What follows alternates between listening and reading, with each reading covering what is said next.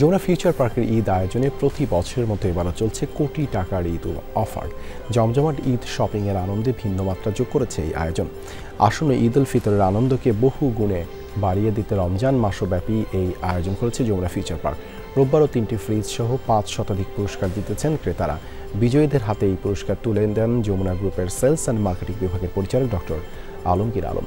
Shopping মলের যে কোনো শোরুম থেকে সর্বনিম্ন 2000 টাকার কেনাকাটা করলেই থাকছে টিভি, ফ্রিজ, ইলেকট্রনিক্স ও ইলেকট্রিক সহ নানা ধরনের পণ্য।